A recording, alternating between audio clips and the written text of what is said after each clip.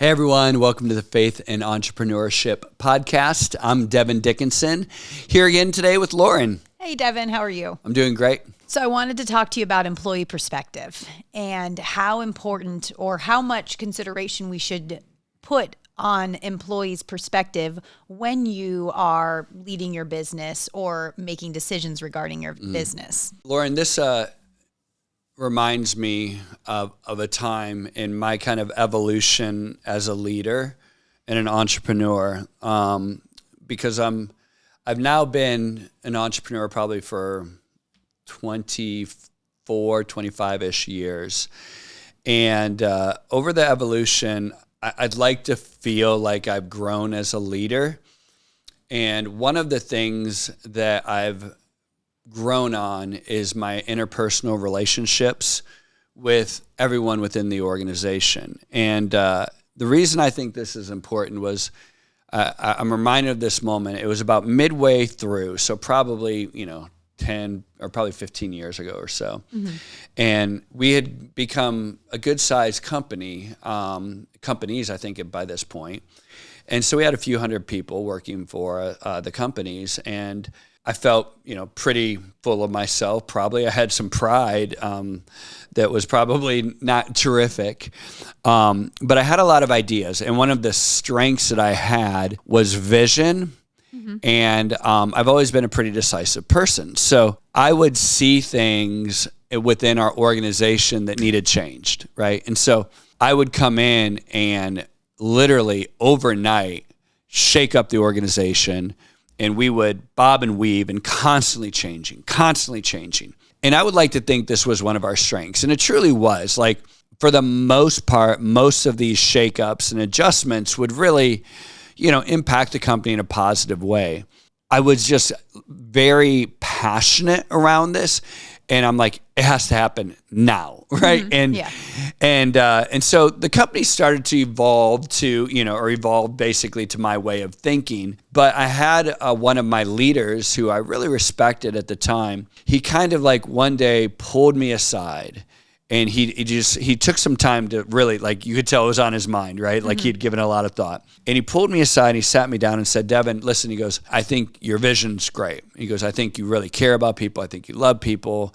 I'm not questioning any of the motives here. I think everything that you're doing is correct. But Devin, he said, if you want to go to the next level of leadership, he said, you have to understand that when you make these sweeping changes, that people are going to see, like, well, how does this affect me? Mm-hmm. And all that you're doing, Devin, is going, this is the right decision for the company, so we're doing it. Yeah. And he said, I'm not telling you not to do that. Like, he's like, we need to make these changes. This is great.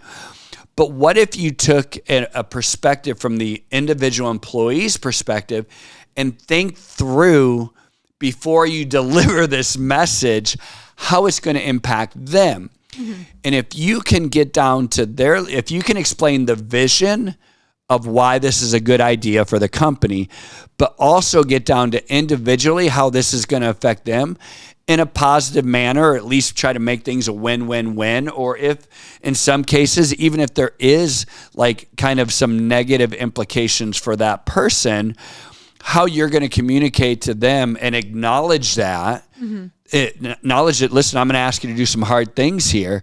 If you can acknowledge that and, basically give them kudos, maybe adjust their compensation, maybe adjust their title, do something for them individually that makes them understand that, listen, you care for them as a person and how this greater change can possibly impact them, even if in the short term it's going to be hard or, whatever. He's like, you're going to reach this new level of leadership because people already believe in what the company's doing, and they think they know you, but like now there's like 3 or 4 levels down, 5 levels down in some cases. Yeah. If you can actually be able to, that people see that you care about them individually, your leadership is going to go to a new level. The companies are going to go to a new level. The passion that people work for you will go to a new level.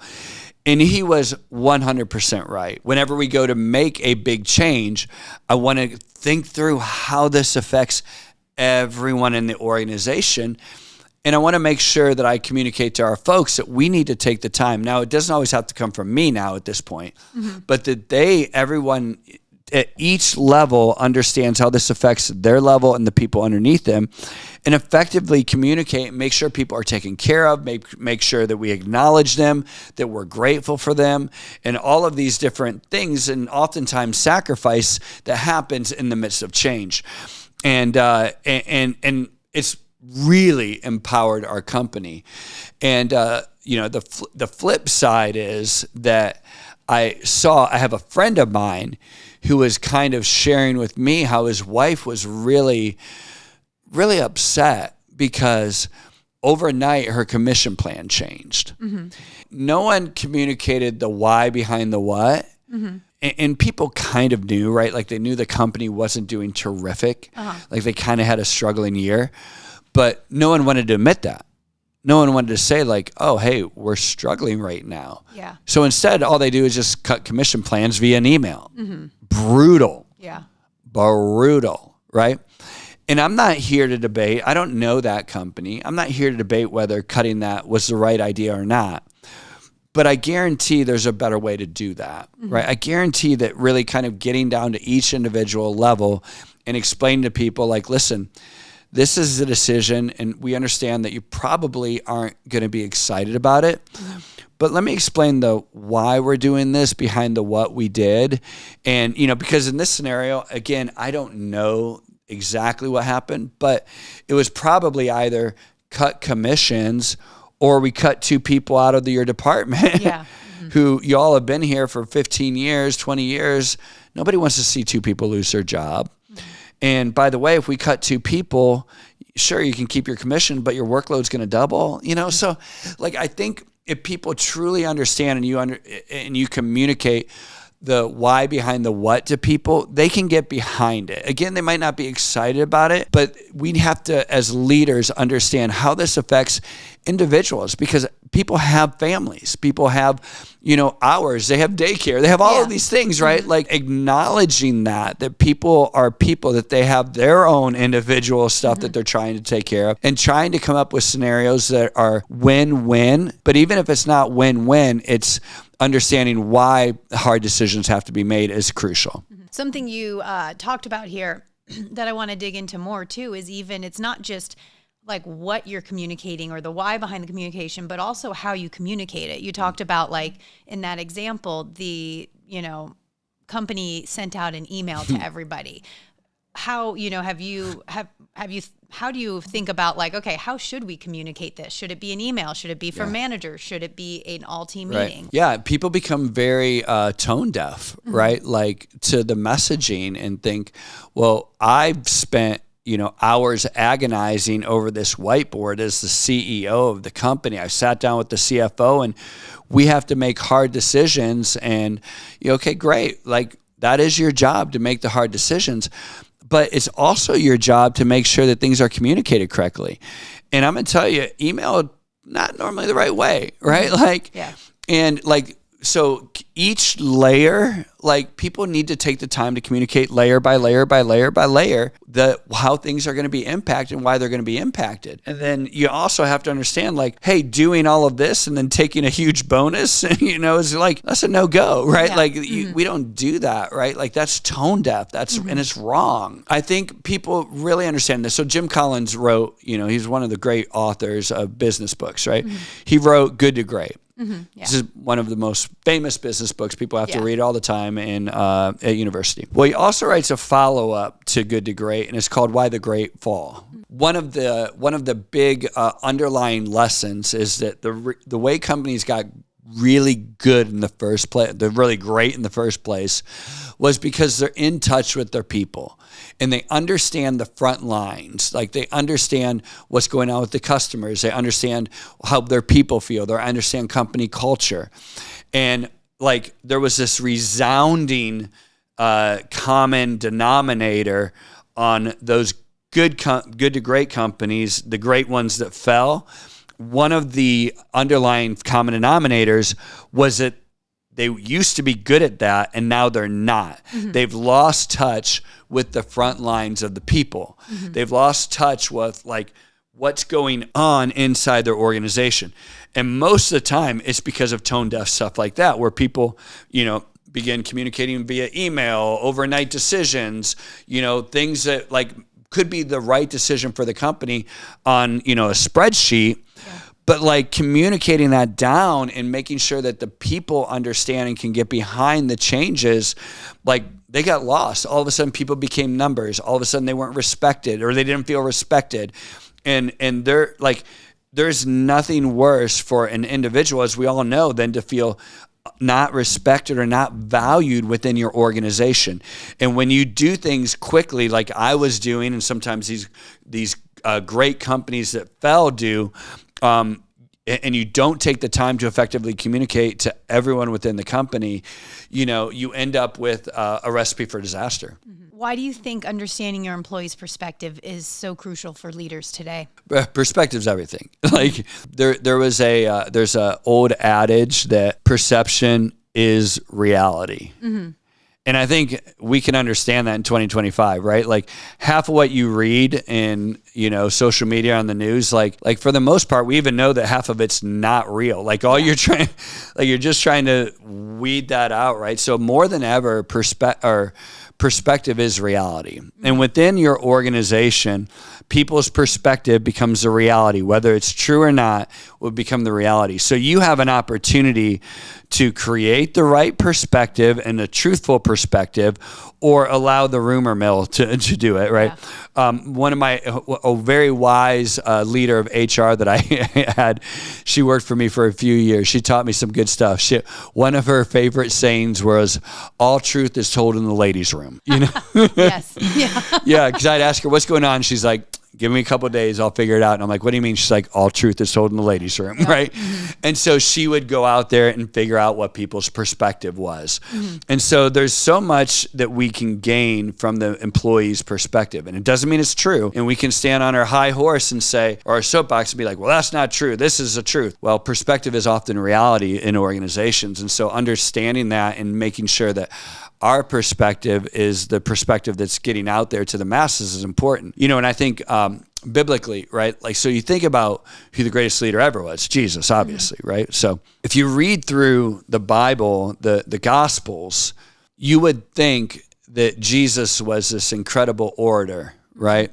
That he held these huge rallies and assembled masses and stood up on, a soapbox and, preached to thousands. As far as I can tell, and I'm not a Bible scholar, but I read it a lot. As far as I can tell, he really only did this one time, and that was the Sermon on the Mount. Mm-hmm.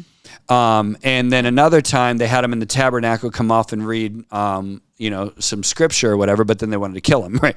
But so you're like, well, how did he change the world?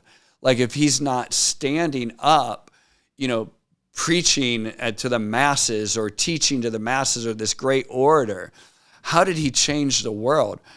Well, if you read the Gospels, he's just with the people. Mm-hmm. Constantly, mm-hmm. at a very individual, personal level. And this great leadership style that he exemplifies and demonstrates is by being with the least of these, mm-hmm. with children, with lepers, with those who are kind of outcasts, and then his disciples and his followers and whatnot. But it's at this incredibly personal level.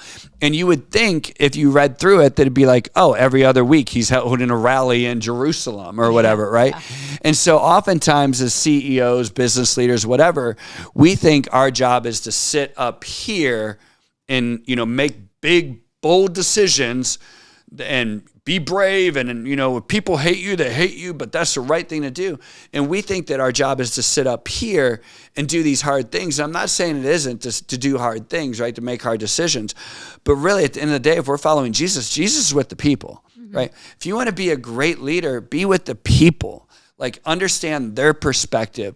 Make sure that you demonstrate that to your leaders, mm-hmm. so that your leaders don't get on their high horse and just send out emails, that your leaders are understanding people and their perspective. And Jesus did an amazing job. He was with them in their perspective. Even when their perspective was wrong, he was teaching them how to have the correct perspective. He had disciples that thought, hey, we're going to overthrow the government. And he's constantly trying to teach them, that's not what I'm here for. That might be your agenda, but that's not my agenda. That's not what I'm here for. And so I think as we are with the people, we can get our perspective and what we're trying to do down to the masses. And that's truly when you create an organization that everyone is going the same way with passion and zeal. So how do you practically get with the people, especially if you're, maybe you're a leader of a company of 4 or 5 people to a company of 700 employees? What are some practical steps you can do to find out what they're thinking and feeling? Yeah, so practical stuff is literally like doing 360 surveys, right? Like this is super practical. Like 360 reviews, right? Where you send out, like, everyone in the organization has to do like a 360 review, and then actually doing something with them. I met with one of my companies was really struggling. I wasn't leading it for a while. And one of the frustrations I heard when I came back and took it over is they said, Devin, we would do these 360 reviews twice a year. And in the beginning, everyone was incredibly transparent and like so excited to do these reviews because they thought there's going to be real change. Well, what happened, it was, here's a 360 review group. Hit the shredder, right? Like nobody did anything with it, right? So literally showing your people, hey, we're going to do this kind of stuff. Like everyone within the company, including myself, is going to be reviewed, right? And by the way, and when we see stuff, we're going to make changes, right? And then communicating back to your folks. Think about this. How simple is this to communicate back? Hey, these are the prime negative places that we saw. We acknowledge them and we're going to do something about these, or if we're not going to do something about it, here's why we're not or why we can't, and here's why we're going to try to still remedy it in the first place. So, you can do stuff like 360 reviews. You can also, people have mission statements all the time, right? Like great mission statements like, we listen to our people and, like, are you? Values, yeah. Yeah, are you really? Is that your values? Like, really? Are you really doing these values, right? Like going back to your values and finding out whether you're doing it or not. And if you have leaders in your organization that are not following those values, those leaders need to leave. They either need to change or they need to leave. And again, they're going to look at you. For me, there was several times in my company when I found out that there were people within our organization that were not living by our values. And I had to personally go in and remove those people. And it was kind of like a public, like I'm publicly doing this. And I found out that like people began to lose respect, those underneath it, lose respect for our organization because they were being abused by people they weren't being treated as individuals. They weren't being treated like no one cared about their perspective. And that's what they thought because this one blocker within our organization was doing this. So like really paying attention to exit interviews, reviews, stuff like that, making sure that you ask like, hey, if you're going to do a product launch or even try to find new product, what if we take a survey of what our people think about the product, right? How it's going to impact them, right? And I know that there's always negative people within the organization. You're going to see that. But most people, if they're part of your team, they want to win. Yeah. Like they want to be part of a winning team and they're going to give you real feedback. And so thinking about before there's any change, like getting the troops around it, right? Before we go this direction, let's hear what the troops have to say about it because they're the front line. They're the tip of the spear. So let's continue on that change idea. How would you go about understanding employees' perspectives or using the employee perspective to implement and communicate something like a major organizational change? I'll talk about COVID again. So there was a time when COVID happened when we weren't sure what was going to go on, right? So we literally asked people to take a pay cut, right? And we said, listen, we don't know what's going to happen, but this is where we're at, and the type of business that we're in, how this is going to impact us. And so we're asking everyone to take a pay cut. And by the way, the other owners, we're not taking anything. Right. We're literally foregoing everything. Right. Now, here's the thing. If we get this thing back on track, we are going to remedy this as best as we can. I'm not making any promises, but what I'm telling you, as best as we can, we will remedy the situation. So in my mind, that meant, they would go slowly get their payback, right? Portion a little time, a little time. Well, thank God in this scenario, everyone was able to get their payback and we were able to back pay them and everything. Like it was come out amazing. But because we effectively communicate the why and behind the what, and also like what it meant to us too, how this impacts everyone at every level. And people, when they feel like they're on the same team, people will absolutely share in the pain if you allow them to share in the victories, right? Like when people believe that they're all on the same team, people will share in the losses, and they'll share in the if you let them share in the victories. And that's only done through communication and effective leadership. And so, in this scenario with the people with the commission plan, again, I don't know the details of that company. I'm not judging them for anything, but I'm certain that they could have said, here's why we made this decision, right?